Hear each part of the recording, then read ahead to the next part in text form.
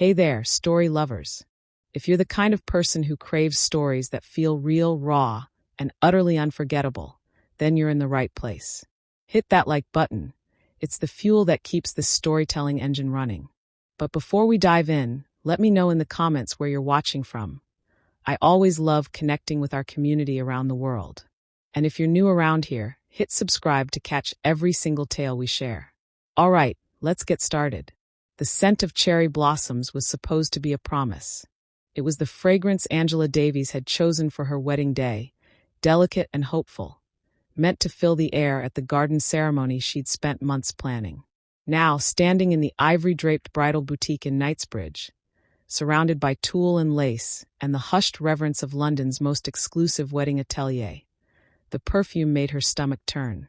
Her phone buzzed against the velvet settee. Once, twice, 3 times in rapid succession. "Just ignore it, darling," her mother said, adjusting the cathedral-length veil that cascaded down Angela's back like a waterfall of silk. "Today is about you." But Angela couldn't ignore the vibration, the insistent pulse that felt like a warning. She glanced at the screen. 7 missed calls. All from Tola, her younger sister, her maid of honor, the person who was supposed to be here for the final fitting, but had canceled last minute with a vague text about feeling unwell. The boutique assistant appeared with champagne flutes on a silver tray, bubbles rising like tiny prayers. Angela's hand trembled as she reached for one. 2 weeks. Just 2 weeks until she became Mrs. Marcus Ashford, wife to one of London's most promising investment bankers, daughter-in-law to old money that smelled of leather-bound books and inherited titles. Her phone buzzed again. A voicemail notification. "Excuse me," Angela murmured, gathering the ivory silk train and retreating to the private dressing room. She locked the door, pressed her back against it, and lifted the phone to her ear. Tola's voice was thin, reedy, desperate. "Angie, please. We need to talk. Now. I'm coming to your flat tonight. Don't make plans. Please." The line went dead. Angela stared at her reflection in the full-length mirror. The dress was a masterpiece, custom designed, every bead hand-sewn. She looked like a bride from a fairy tale. So why did she suddenly feel like she was wearing a costume for a play that was about to be canceled? The knock came at 7:30, just as the April rain began to hammer against the windows of Angela's Brixton flat. She'd changed out of her work clothes, the sharp blazers and pencil skirts of a successful architect, into joggers and an oversized jumper, as if casual clothing could somehow soften whatever blow was coming. She knew, somewhere deep in her bones, beneath the denial and the wedding planning and the carefully constructed future, she knew. Tola stood in the doorway, soaked through, her dark hair plastered to her skull. She looked pale, haunted, and beneath her open raincoat, Angela could see it, the slight swell of her belly, barely visible under a loose cardigan. "No," Angela heard herself whisper. "Just that. No." Tola pushed past her into the flat, leaving wet footprints on the hardwood. She didn't sit. She stood by the door, like she was planning her escape route, her hands trembling as they moved to her stomach in an unconscious, protective gesture. "I'm pregnant," Tola said. The words landed like stones into still water. Angela's world tilted. "Congratulations," she managed, her voice strange and distant in her own ears. "Who's the?" "It's Marcus's baby." Silence. Not the peaceful kind. The kind that comes before an explosion, before buildings collapse, before everything you've built crumbles into dust. "What?" Angela's voice was barely a whisper. "I'm so sorry. God, Angie, I'm so sorry." Tola's face crumpled, tears streaming down her cheeks, but Angela couldn't move, couldn't process, couldn't breathe. "It started 6 months ago, after your engagement party. We were both drunk, and he was stressed about the wedding, about his family's expectations. And I was just there, and—" "Stop." Angela held up a hand. Her whole body was shaking now. "Stop talking. It was a mistake. We both knew it was a mistake, but then it kept happening, and then I missed my period, and— 6 months. Angela's voice cracked. "You've been sleeping with my fiancé for 6 months. Tola flinched. "We didn't mean for it to happen. We tried to stop. But Angie, we're in love. He's in love with me. He wants to be with me, wants this baby." The laugh that escaped Angela's throat was ugly, jagged. He wants to be with you. Then why the fuck am I planning a wedding in 2 weeks? He was going to tell you. We both were. We were just waiting for the right time. The right time? Angela's voice rose to a scream. The right time? I have 200 invitations ready to mail. I have a dress. I have a fucking cake tasting scheduled for Thursday. You're too uptight for him, Angie. Tola's voice turned defensive, cruel. You're always working, always focused on your career. You made him feel small. I make him happy. I make him laugh. With me, he doesn't have to be someone he's not. Each word was a knife, expertly placed. Angela stared at her sister. Her baby sister, the girl she'd protected through childhood. The one she'd helped through university. The one she'd chosen as her maid of honor. And saw a stranger. No, not a stranger. A viper she'd been nursing at her breast. Get out. Angie, please, we need to talk about this. Get out. Angela's voice was low now, deadly calm. She grabbed the nearest object, her phone, and hurled it across the room. It shattered against the wall, pieces of glass and metal exploding like shrapnel. Tola stumbled backward, fumbling for the doorknob. I never meant to hurt you. You're my sister. I love you. Don't. Angela's voice broke. Don't you ever say you love me. Love doesn't do this. Love doesn't destroy. Get out of my home and get out of my life. Tola fled, her sobs echoing in the stairwell. Angela stood alone in the wreckage. The rain hammered harder. On her coffee table, the wedding invitation mock-up stared up at her. Marcus Ashford and Angela Davies cordially invite you. She walked to her bedroom. The dress hung on the back of the door, pristine and perfect and utterly meaningless now. She took it down, feeling the weight of silk and lace and broken dreams in her hands.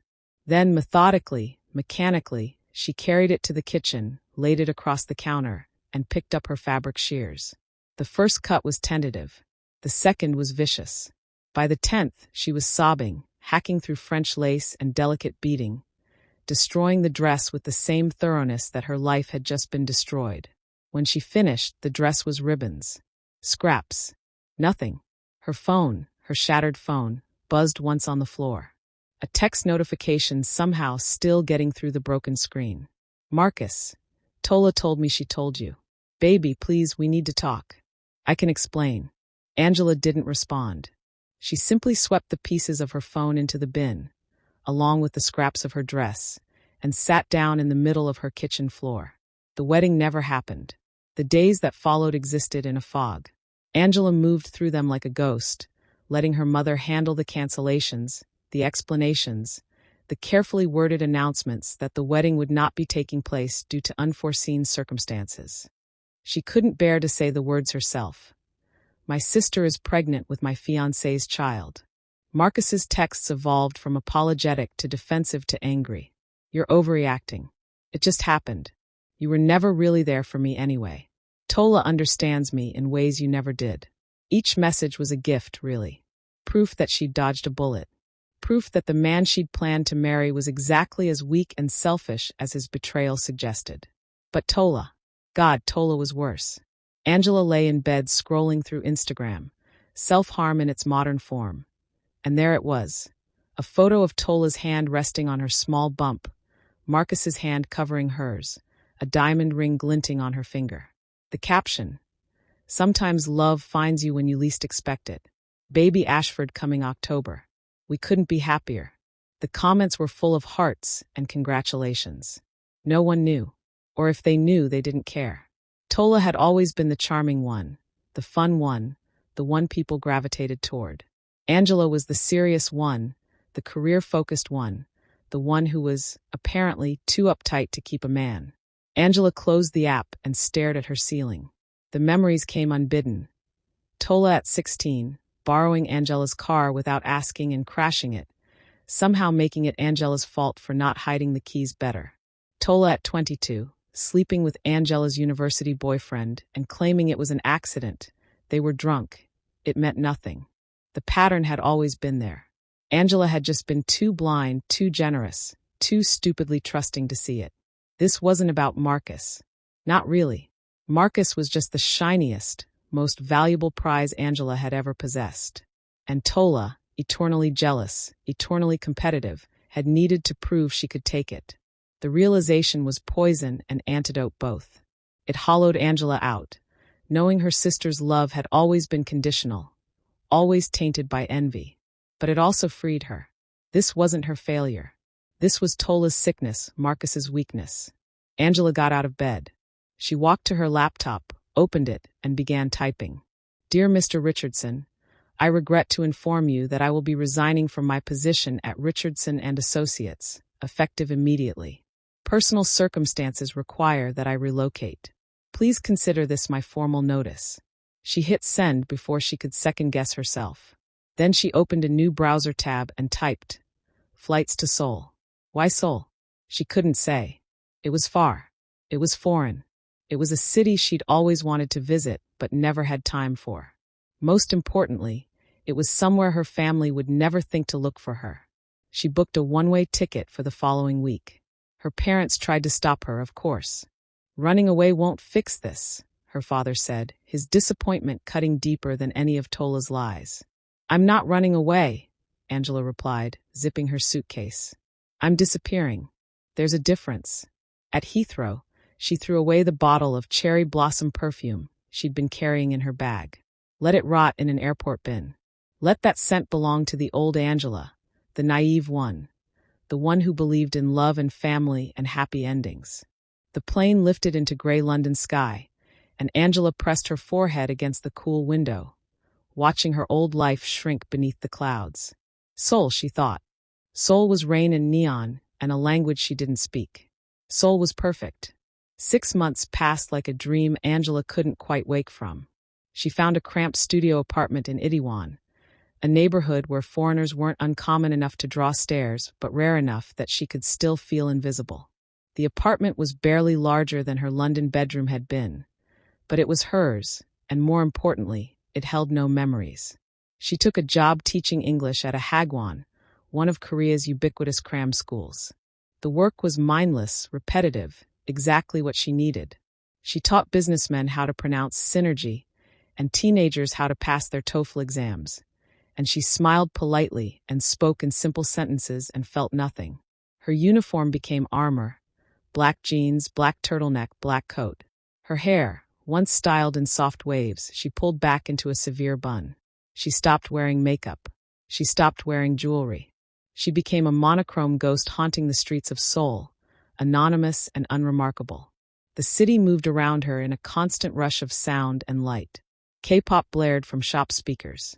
Street vendors sold tteokbokki and hotteok, the spicy sweet smells filling the air.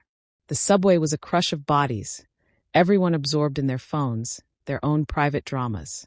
Angela existed in this chaos like a stone in a river, letting it flow around her, but never touching her. She didn't make friends. She didn't date. She didn't even tell her co-workers her story. When they asked why she'd come to Korea, she said, I wanted a change, and left it at that. At night, in her tiny studio, she sometimes opened her laptop and looked at her blocked contacts list. Marcus, Tola, her parents, who'd eventually stopped calling, accepting her exile with wounded resignation. She never unblocked them. What would be the point? Rain sounded different in Seoul.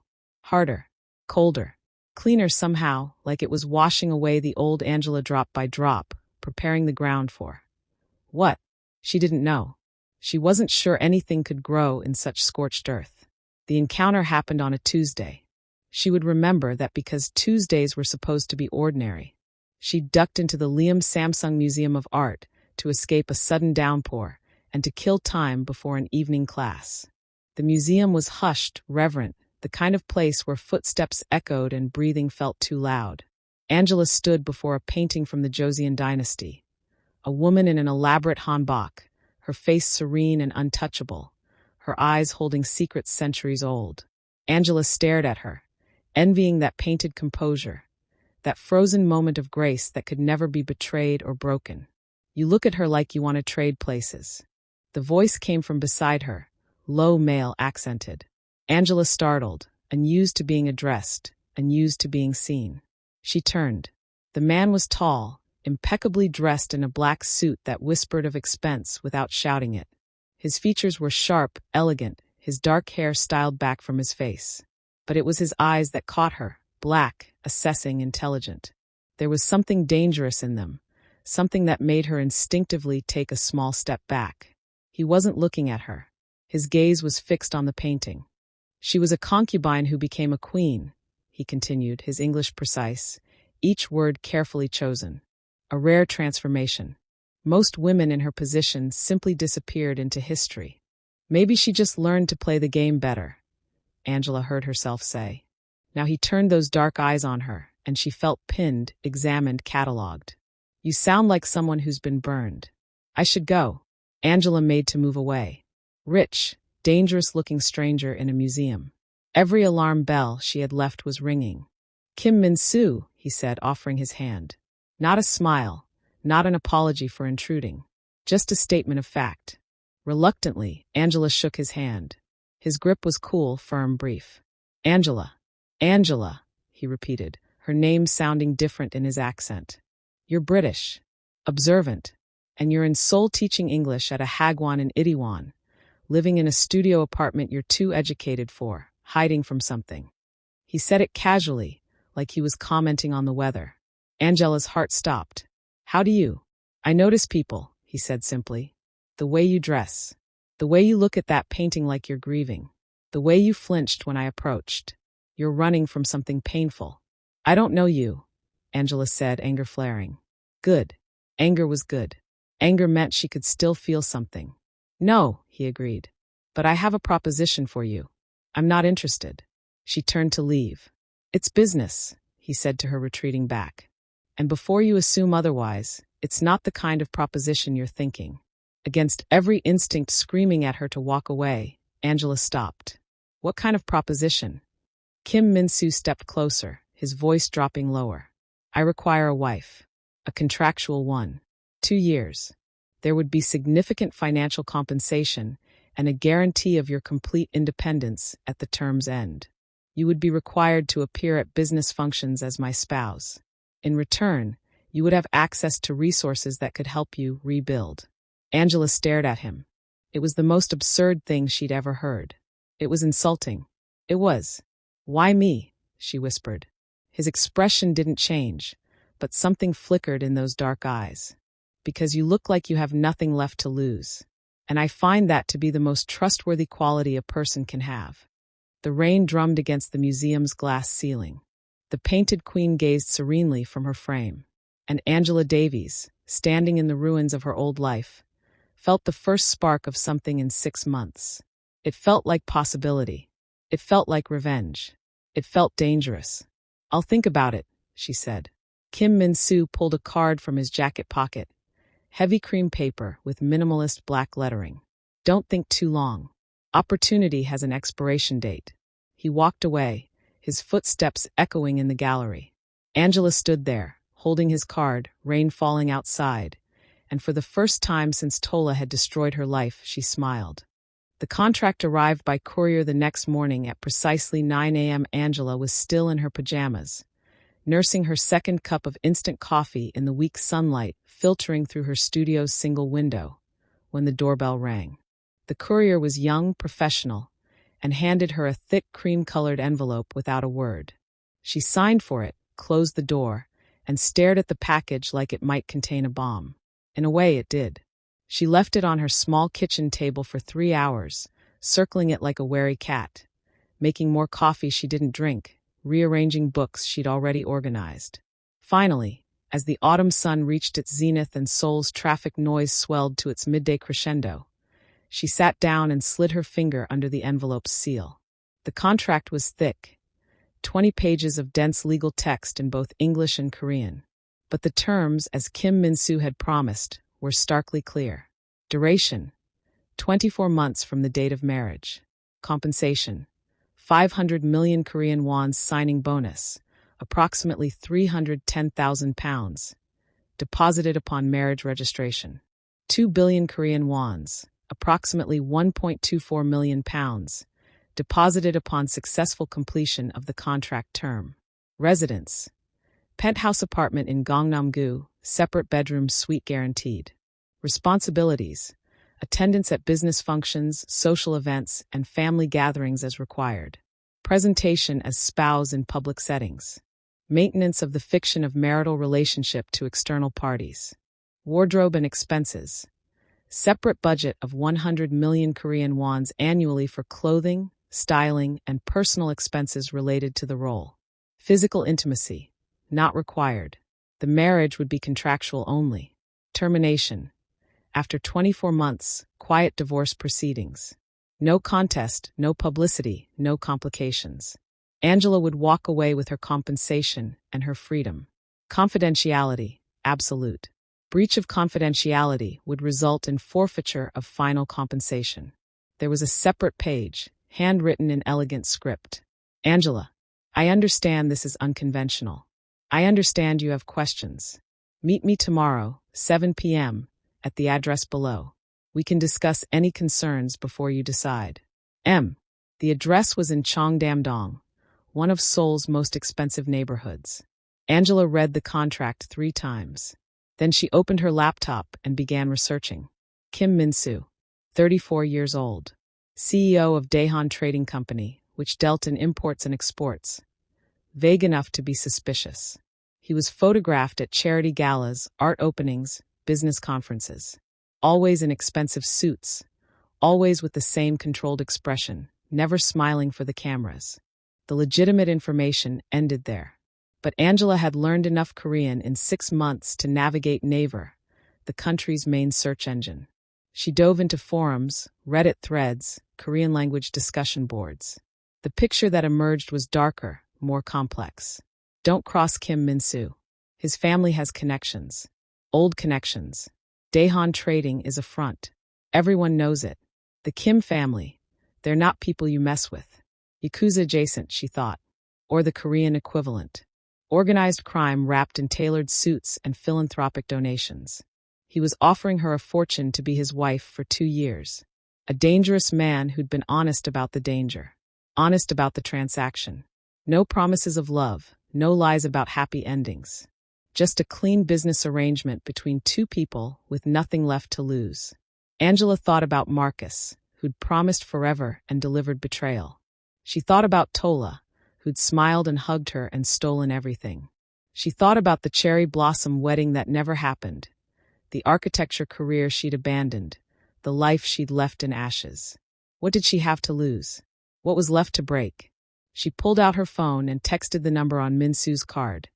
Tomorrow, 7 p.m. I'll be there. The response came within seconds. Good. The building in Cheongdam-dong was all glass and steel, modern and imposing.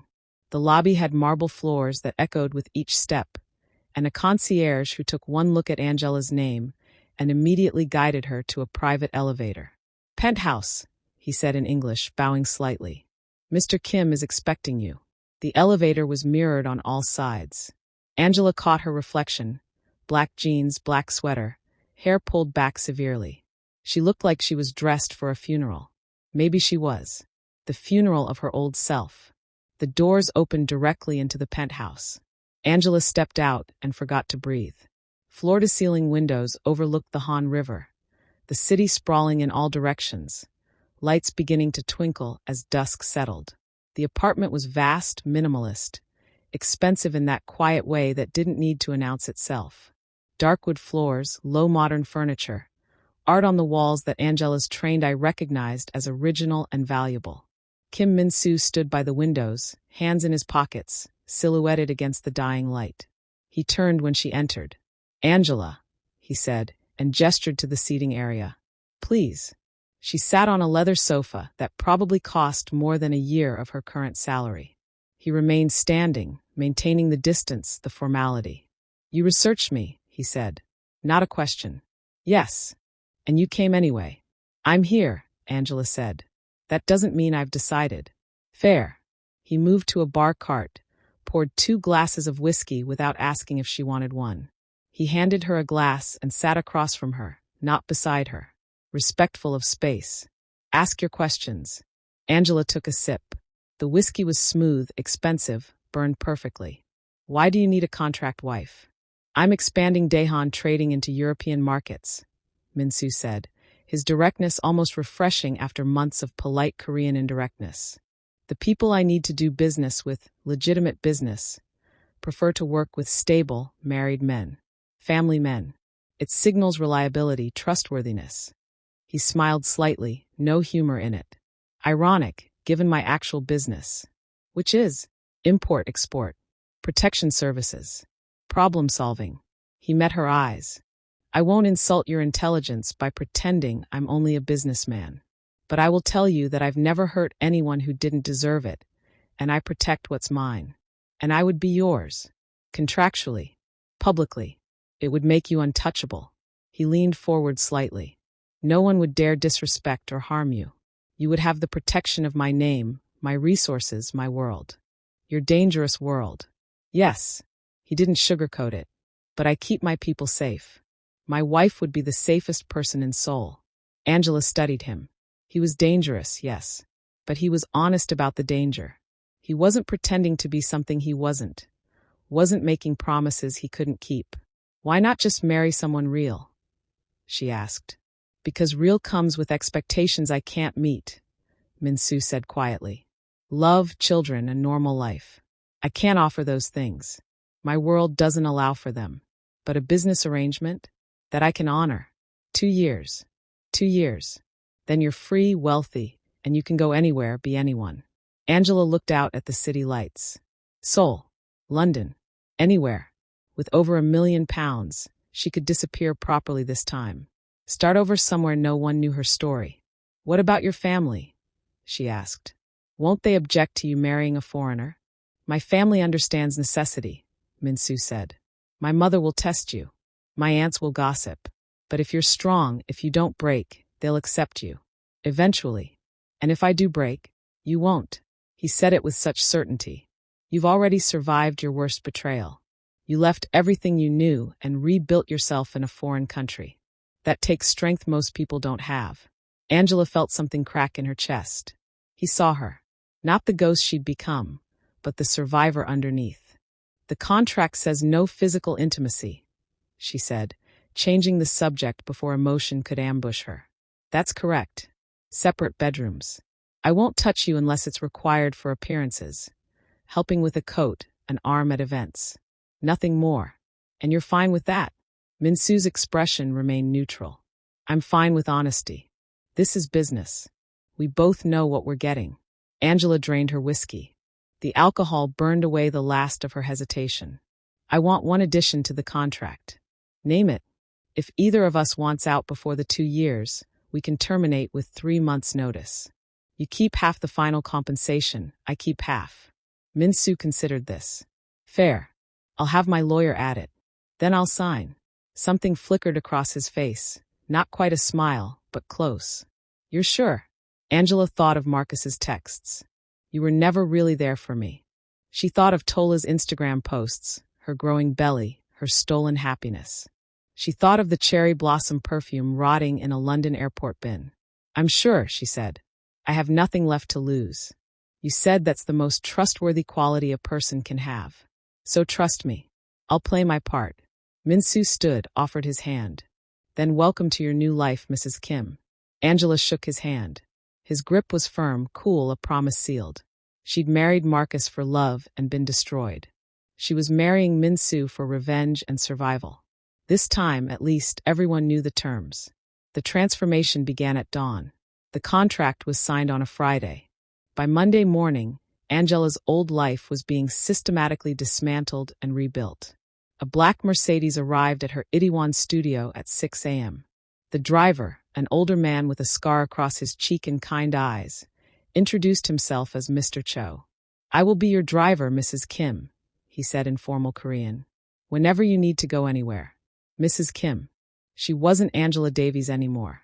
Her apartment, her cramped, safe little cave, was packed up by a team of movers while she watched. They were efficient, respectful, gone within an hour. Everything she owned fit into 4 boxes. The penthouse felt even larger in daylight. Her suite consisted of a bedroom twice the size of her entire studio, a bathroom with a soaking tub and heated floors, a walk-in closet currently empty, and a sitting room with its own balcony overlooking the river. Fresh peonies sat on the dresser. Her favorite flower. How did he know? Because he'd researched her, she remembered. Thoroughly. Min-soo was already gone by the time she arrived. Mr. Cho mentioned something about a morning meeting, but he'd left a note on the kitchen counter. Make yourself at home. Ms. Park will arrive at 10 a.m. She's my personal assistant and will help coordinate everything you need. Ms. Park arrived at precisely 10 as promised. She was in her mid-40s, attractive in a severe way, dressed in a crisp white blouse and black pencil skirt. Her handshake was firm, her English perfect. Mrs. Kim, she said, and the title still felt strange. I'm here to help facilitate your transition. We have a busy week ahead. Busy how? Ms. Park consulted her tablet. Today, wardrobe consultation and measurements with a styling team. Tomorrow, hair and makeup with Seoul's top stylists. Wednesday, cultural etiquette training with a protocol specialist. Thursday, Korean language intensive with a private tutor. Friday, photography for the marriage announcement. Angela's head spun. Marriage announcement? For the society pages and business press. Mr. Kim's marriage is news. It needs to be managed carefully. Ms. Park's expression softened slightly. I know this is overwhelming, but Mr. Kim has instructed me to ensure you're prepared and comfortable. If you need anything at all, you tell me. The styling team arrived an hour later. 3 women and 1 man, all carrying garment bags and equipment cases. They moved through the penthouse like a small, elegant army. The head stylist, a woman named Yoon-hee, had silver hair and sharp eyes. She walked around Angela in a slow circle, assessing. Good bone structure, she murmured in Korean, then switched to English. But you're hiding. We need to bring you out. I'm not hiding, Angela said automatically. Yoon-hee raised an eyebrow. Black clothes, no makeup, severe hair. You're hiding. That ends now. For the next 6 hours, Angela was measured, photographed, and draped in fabric samples. Not Western glamour. That would look wrong, like she was trying too hard.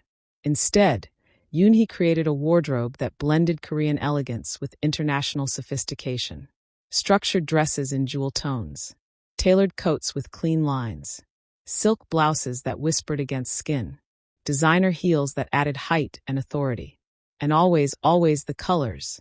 Deep emerald, sapphire, burgundy, black that was more expensive than any black Angela had owned before. You're tall, you're beautiful, you have presence, Yoon-hee said. We enhance, we don't hide. Mrs. Kim doesn't apologize for taking up space. The clothes began arriving daily. The closet filled. And with each new piece, Angela felt herself shifting, transforming. The ghost in black was being replaced by something harder, sharper, more deliberate. Min-soo appeared on Wednesday evening, the first time she'd seen him since signing the contract. He knocked on her suite door, a courtesy, since it was technically his home. Come in, she called. He entered, still in a suit from work, and paused when he saw her. The stylist had done her hair that afternoon. It was still dark, still natural, but now glossy, healthy, styled in soft waves that framed her face. She wore one of the new outfits, tailored black trousers and a silk emerald blouse. You look well, he said carefully. I look expensive, Angela corrected. That's the point, isn't it? A flicker of a smile. Yes, that's the point. He held out a small box. This is for you. Angela opened it. Nestled in black velvet was a necklace, a jade pendant on a delicate gold chain. The jade was a deep, translucent green, carved in an intricate pattern. It's a family piece, Min-soo said. My grandmother's. You should wear it when we appear in public together. It will signal to certain people that you're under my family's protection. Angela lifted it carefully. The jade was cool and smooth. It's beautiful. May I? Min-soo gestured. She turned, lifted her hair. His fingers were gentle as he fastened the clasp at her nape, his touch brief, impersonal. But she felt the warmth of his hands, caught the scent of his cologne, something clean and subtle. Thank you, she said, turning back. Min-soo studied her, the jade resting at her collarbone. We have our first public appearance Saturday night. A charity gala. My mother will be there. Your mother? Angela's stomach tightened. She knows about the arrangement, Min-soo said. But she doesn't know the full terms. No one can know it's contractual. To the world, we're a real couple. How did you meet? Angela asked. What's our story? We met at an art exhibition 6 months ago. You were visiting Seoul. I was immediately taken with you. We kept in touch, the relationship developed, and when I asked you to marry me, you said yes. You moved here for me. Romantic, Angela said dryly. Believable, Min-soo corrected. Keep it simple. The less detail, the fewer lies to remember. He was right, of course. He was right about most things, Angela was learning. Kim Min-soo was a man who calculated every move, considered every angle. Are you nervous? He asked. About meeting your mother or about lying to an entire ballroom of people? Both. Angela touched the jade at her throat. I've played roles before. The dutiful daughter, the perfect fiancée, the betrayed sister. This is just another performance. Min-soo's expression shifted, something that might have been sympathy. This isn't punishment, Angela. You don't have to think of it that way. Then how should I think of it? As opportunity, he said. A chance to be someone new. Someone stronger. After he left, Angela stood before the full-length mirror in her suite. The woman looking back at her was a stranger. Elegant, composed, expensive. The jade glowed against her skin. Mrs. Kim, she thought. Not Angela Davies, the girl whose sister stole her fiancé. Not the broken woman who'd fled to Seoul with nothing. Mrs. Kim. Protected. Powerful. Untouchable. She smiled at her reflection. It didn't reach her eyes, but that was fine. She was learning that smiles were just another kind of armor. Saturday arrived wrapped in autumn chill. The gala was at the Grand Hyatt, a glittering event for Seoul Children's Hospital. The kind of event where business mixed with charity, where deals were made over champagne and canapes. Angela spent the afternoon in preparation. Hair styled in an elegant updo. Makeup applied with precision, subtle but striking, emphasizing her bone structure, her eyes. And the dress. The dress was a masterpiece. Midnight blue silk that clung to her body before flowing to the floor, off-shoulder to show her collarbones, a slit that revealed one long leg when she moved. The jade necklace glowed against her skin. Diamond earrings borrowed from Yoonhee's collection. She looked at herself in the mirror and barely recognized the woman staring back. Min-soo knocked at precisely 6:30. When she opened the door, she watched his expression shift. Just slightly, just for a moment, from controlled neutrality to something else. Appreciation. Maybe even admiration. You look perfect, he said. I look like Mrs. Kim, Angela replied. Yes. He offered his arm. You do. He was devastating in a Tom Ford tuxedo, every inch the sophisticated businessman. Dangerous and elegant in equal measure.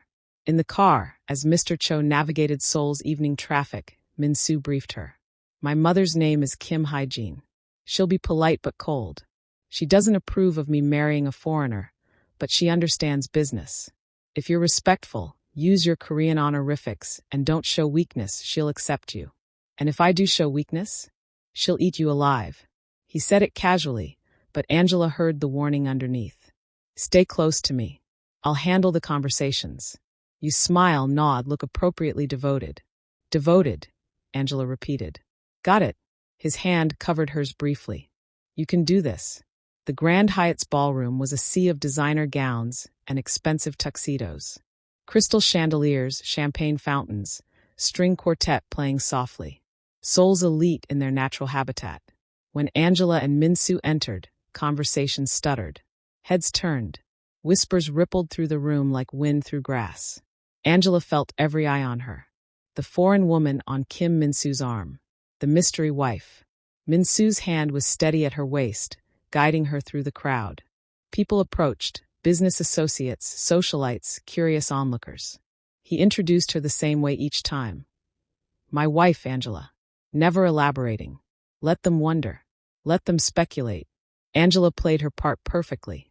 Smiled graciously. Spoke minimal but polite Korean. Let Min-soo lead. She was elegant, mysterious, and utterly composed. And then she saw her. An older woman in a burgundy gown, hair pulled back in an immaculate chignon, diamonds at her throat and wrists. She moved through the crowd like royalty, people parting for her without conscious thought. Kim Hye-jin. Min-soo's hand tightened on Angela's waist. "Mother," he said in Korean, bowing slightly. Hyejine's eyes raked over Angela with surgical precision, taking in the dress, the jade, the posture, measuring, judging. "So," she said in perfect English, "this is the British woman." "Angela," Min-soo said. "This is my mother." Angela bowed properly, using the formal Korean greeting Ms. Park had taught her. "It's an honor to meet you, Iamianim." Hyejine's eyebrow raised a fraction, surprised by the correct honorific. "You speak Korean." "I'm learning," Angela said carefully. "I want to respect Min-soo's culture." "How dutiful." The word was neither compliment nor insult. Hygiene circled Angela slowly, the way Yoon-hee had. But this assessment was far more dangerous. "My son tells me you met at an art exhibition." "Yes, 6 months ago." "And you left your country, your career, your family to marry him." "Yes." Angela met her eyes, didn't flinch. "I love your son." The lie came easily. Surprising. Hygiene studied her for a long moment. Then, barely perceptible, she nodded. "We'll see," she said. Then, to Min-soo in Korean, "She's prettier than I expected. Let's hope she's stronger too." She glided away, leaving Angela's heart hammering. "You did well," Min-soo murmured. "She didn't destroy you. That's a victory." "Is it always like this?" Angela asked. "Like what?" "A test. A performance." Min-soo's expression was unreadable. "Yes," he said quietly. "My whole life is a performance. Welcome to the show, Mrs. Kim." 3 months passed in a rhythm Angela hadn't expected to find comforting. By day, she reclaimed pieces of herself. With Min-soo's resources, offered not as charity but as necessary tools for her role, she quietly relaunched her architecture practice. A small office in Gangnam, just her and one assistant, taking on boutique residential projects. Word spread through the social circles she now moved in. Mrs. Kim is an architect, a talented one. By night, she was Mrs. Kim, a vision in couture at gallery openings, charity dinners, business functions. Always poised, always elegant, always at Min-soo's side. Their partnership had settled into something seamless. They could navigate a room without words. A slight tilt of his head guiding her toward an important investor. A subtle touch of her hand on his arm, warning him away from a tedious conversation. In the penthouse, they maintained their distance. Polite, cordial, ships passing in expensive hallways. But something was changing. It was in the small things. The way Min-soo had started leaving her favorite coffee, a specific Ethiopian blend, on the kitchen counter each morning. The way his hand would linger when helping her with her coat, warmth seeping through silk. The way she'd catch him watching her across the room as she sketched building designs, his expression thoughtful, almost soft. It was in the late nights on the terrace, both unable to sleep, sharing whiskey and conversation that had nothing to do with business. Debates about architecture and art. Stories about childhood, carefully edited but real. Moments of genuine laughter. The line between performance and reality was blurring, and Angela wasn't sure how she felt about that. "You seem different," Ms. Park observed one morning, reviewing Angela's schedule. "Lighter." Angela glanced up from her coffee. "Do I?" "You smile more." Real smiles, not the ones for cameras. Ms. Park's expression was carefully neutral, but Angela heard the question underneath. "I'm adjusting," Angela said simply. But that night, alone in her suite, she admitted the truth to herself. She was happy. Not the naive happiness of her London life, but something quieter, more solid. She felt safe, protected, seen. And Kim Min-soo, dangerous, calculating, impossible, was becoming something more than a business partner. The realization terrified her. The envelope arrived on a Thursday in early spring, cream-colored and embossed with a familiar London crest. Ms. Park placed it on the breakfast table where Angela sat reviewing blueprints. "This came by international courier," Ms. Park said. "From London." Angela's hand froze halfway to her coffee cup. London. She hadn't thought about London in months. Hadn't let herself. She slid the envelope open with a knife, her heart accelerating. "The Royal Institute of British Architects cordially invites you to the International Architecture Summit, London. Your project, The Sanctuary, has been nominated for the Sterling Prize. +1 welcome." April 15th. The sanctuary. The mixed-use building she designed 2 years ago, before everything fell apart. Before Marcus, before Tola, before Soul.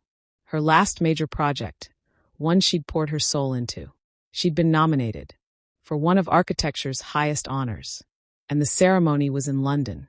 Angela set the invitation down carefully, her hands trembling.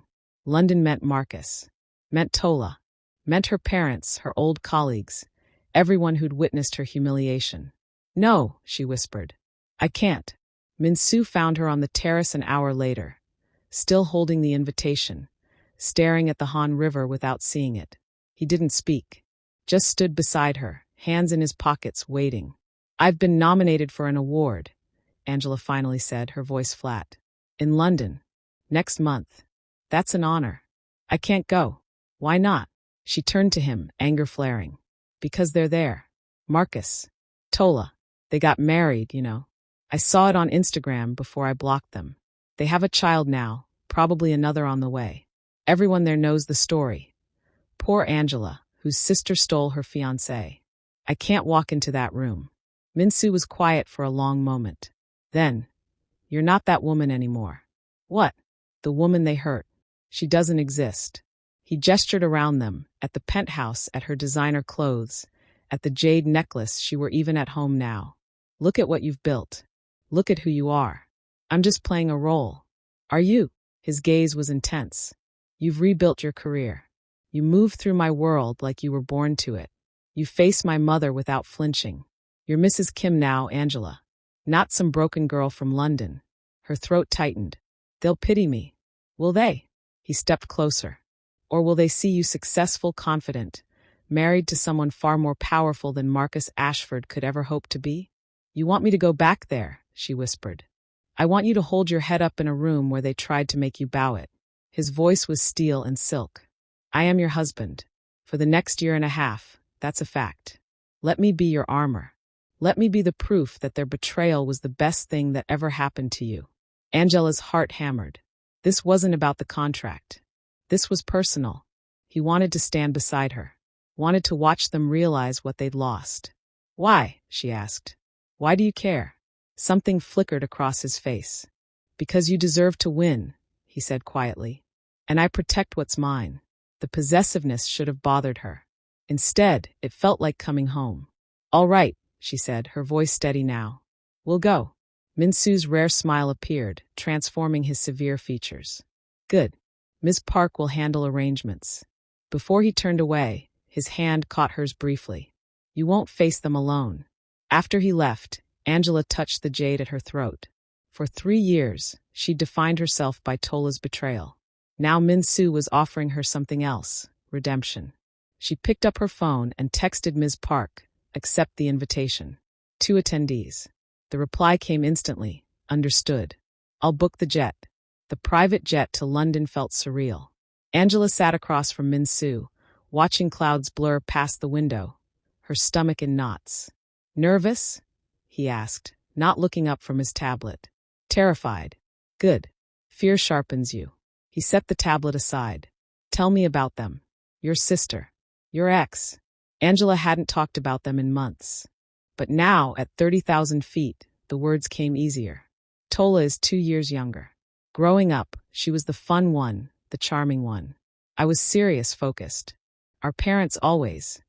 They loved us both, but Tola needed more attention, more reassurance. And she resented you. I didn't see it then. But yes, every achievement I had, she needed to diminish. Every relationship, she needed to infiltrate. The pattern was always there. And Marcus? Safe." Angela laughed bitterly. "That's what I thought he was. A banker, stable, respectable. The kind of man who'd give me the normal life I wanted after years of focusing on my career. But he was weak." "Yes." She met Min-soo's eyes. "He couldn't handle a woman who challenged him. Tola made him feel powerful. I made him feel small." Min-soo leaned forward, elbows on his knees. "You will never make me feel small, Angela. You make me feel matched." The confession hung between them, heavy with implication. "Min-soo." "I know," he said quickly. "The contract. The arrangement. I'm not asking for anything. I'm just stating a fact. But his eyes said more. His eyes said everything. The jet landed at London City Airport at dawn. A Bentley waited, black and gleaming. The driver loaded their luggage while Angela stared at the gray London sky, smelling rain and exhaust and memory. "Ready?" Min-soo asked, offering his hand. She took it. Ready. The Savoy was exactly as she remembered.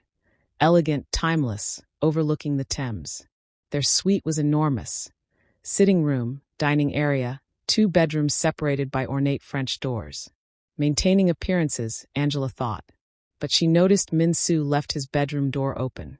An invitation or a comfort, she wasn't sure. The gala was that evening. No time to adjust, to prepare emotionally. Just straight into battle. The styling team Ms. Park had flown in from Seoul worked efficiently. They transformed Angela's suite into a war room. Makeup stations, clothing racks, jewelry cases. The dress they'd chosen was architectural perfection. Black silk with structured shoulders, a plunging neckline, a skirt that moved like liquid shadow. It emphasized her height, her strength. This wasn't a dress to charm. It was a dress to conquer. Her hair was swept into a sleek low bun, emphasizing her neck, her jaw. Makeup dramatic but precise, sharp winged liner, bold red lip. The jade necklace, of course, and diamond earrings that caught light like weapons. When she emerged from her bedroom, Min-soo was adjusting his cufflinks. He wore a midnight blue tuxedo, perfectly tailored, devastatingly handsome. He turned, saw her, and went completely still. "Will I do, Mr. Kim?" Angela asked, her voice steadier than her heartbeat. He crossed the room until he stood before her, close enough that she could smell his cologne, see the silver threading through his dark hair. "You're devastating, Mrs. Kim." His hands settled on her bare shoulders, warm against her skin. She shivered, not from cold. "They won't know what hit them," he murmured, then carefully fastened a bracelet around her wrist. Platinum, diamonds, impossibly expensive. One more piece of armor. His fingers lingered on her pulse point. He had to feel how fast her heart was racing.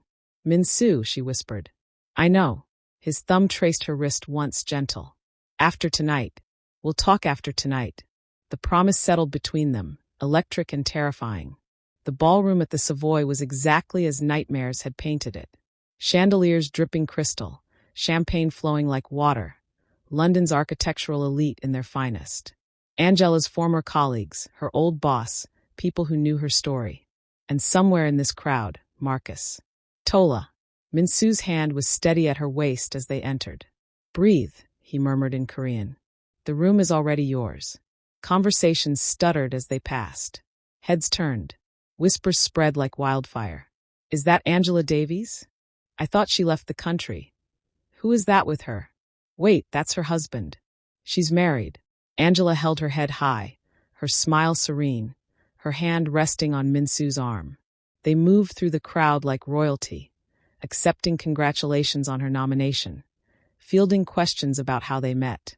6 months ago, Seoul art exhibition. Min-soo said smoothly, the lie they'd perfected. "I saw her and knew immediately." The romantic fiction rolled off his tongue. Angela added small details, kept it vague, let mystery do the work. They were halfway to their table when she felt it. A stare, intense and familiar, burning into her back. She didn't turn. Not yet. Min-soo guided her to a group of Reba board members, engaged them in conversation about her nominated project. Angela discussed design philosophy, structural innovation, all while hyper-aware of those eyes on her. Finally, with Min-soo's hand reassuring at her waist, she let her gaze drift casually across the room. And there they were. Marcus looked diminished. He'd gained weight, his hairline receding, his tuxedo fitting poorly. The golden boy banker looked ordinary, tired mortal. Beside him, Tola clutched his arm, visibly pregnant again, her face pale. She wore pale pink, a color that washed her out, made her look young and overwhelmed rather than glowing. They were both frozen, staring at Angela with identical expressions of shocked disbelief. Angela held their gaze for exactly 3 seconds. Let them see her dress, her jewelry, her powerful husband, her confidence. Let them see what they'd lost. Then she turned back to the board member speaking, leaning in as if his words were the most fascinating thing she'd ever heard. Dismissal. Complete and devastating. Minsu's hand tightened on her waist, approval and pride in the gesture. The spell broke. The moment passed. But the image of their shattered faces burned bright in Angela's memory. She'd arrived. She'd won. And the night was just beginning. Dinner was served. Speeches were made about architecture's power to shape society, to create beauty from function. Angela barely tasted the food, barely heard the words. Every nerve in her body was attuned to the two figures across the ballroom, to the weight of their stares like laser points on her skin. She was exquisitely aware of them, but she never gave them the satisfaction of a direct look. Her indifference was the sharpest weapon in her arsenal. It was during dessert that they finally broke. The crowd had loosened, people mingling between tables. Angela was laughing at something Minsu had said, a genuine laugh, not performed, when she felt them approach. Minsu sensed them first. His posture shifted subtly, protective, his hand moving to cover hers on the table. Angela. Tola's voice was thin, reedy, desperate. The confident girl from 3 years ago had been replaced by someone diminished, uncertain. All conversation at their table ceased. Angela slowly turned her head, her expression perfectly composed. Mild surprise, nothing more. Tola. Marcus. Her voice was cool water over stone. What a surprise. The understatement was almost humorous. Marcus looked like he'd rather be anywhere else. His eyes darted from Angela's face to Minsu's imposing figure and back. We didn't know you'd be here. My wife and I are patrons of architecture. Minsu interjected smoothly, not standing. His tone was devoid of warmth. He extended his hand. Kim Minsu. The name landed like a physical blow. Marcus, raised around money, clearly recognized power when he saw it. His handshake was weak, clammy. Marcus Ashford. And this is my wife, Tola. Wife, Angela repeated softly. She let her gaze drift over Tola's pale pink maternity dress, the modest jewelry, the strained smile. Congratulations. I must have missed the announcement. She took a sip of wine, her hand perfectly steady. The silence stretched, agonizing. Tola's eyes were desperately cataloging everything. The black silk gown that probably cost more than her car, the jade necklace, the diamonds, the devastating man at Angela's side who looked at her with unmistakable possession. You look, well, Tola finally managed, envy-curdling the compliment. I am, Angela said, letting her smile finally reach her eyes, making them glitter with hard, beautiful light. Extremely. She let the word hang, loaded with meaning. Marcus found his voice.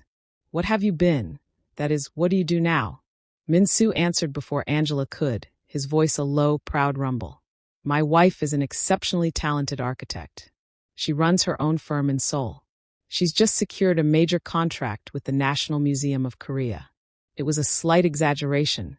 Talks were ongoing, but the way he said it, with such unwavering certainty, made it fact. Tola looked physically ill. The narrative she'd built, that she'd saved Marcus from a dull, unremarkable woman, was collapsing. We should let you get back to your evening, Marcus said quickly, already pulling Tola away. His retreat was a rout. As they fled into the crowd, Minsu turned to Angela. The cold mask was gone, replaced by fierce, unguarded admiration. He raised his glass to her, a private toast. Perfect, he murmured in Korean. The award ceremony began shortly after. Angela's heart hammered as they announced the Sterling Prize nominees, showing images of each building on massive screens. When the sanctuary appeared, her design, her vision, her soul made concrete in glass, the room applauded. Angela stood, gracious, accepting congratulations from nearby tables. She didn't win. The prize went to a stadium in Manchester. But as she sat back down, Minsu leaned close. You've already won what matters, he said quietly. He was right. The award was just metal. This, facing them, surviving them, transcending them, this was the real victory. As coffee was served, the orchestra began playing. Something slow, sweeping, romantic. Minsu stood, offered his hand.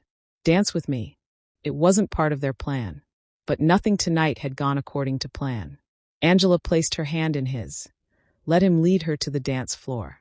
He pulled her close, his hand warm and solid on her bare back. They moved together perfectly, as if they'd been dancing this way for years. You're trembling, he murmured against her hair. Relief. Or terror. I can't tell which. Why terror? Angela pulled back, just enough to look into his eyes. The ballroom faded. There was only the music, the feel of his body against hers, and the truth she could no longer deny. Because I'm not pretending anymore. Minsu's hand tightened on her waist. Neither am I. The contract. Fuck the contract, he said, shocking her with the vulgarity, with the raw emotion. Do you think I've been pretending these past months? The coffee I leave you? The way I can't sleep until I know you're home safe? The fact that I look for you in every room I enter? Minsu. Her voice broke on his name. You were supposed to be a business arrangement, he continued, his voice low and urgent. A transaction. But you became real, Angela. You became everything. Tears pricked her eyes. I'm scared. So am I. His forehead touched hers, intimate and desperate. I'm terrified. But I'd rather be terrified with you than safe with anyone else. We have another year on the contract. Then we'll write a new one, he said fiercely. Without an end date. Without pretense. Just us choosing each other. The music swelled.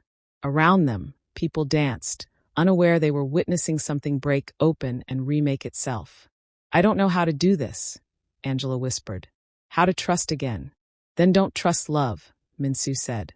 Trust this. Trust what we've built.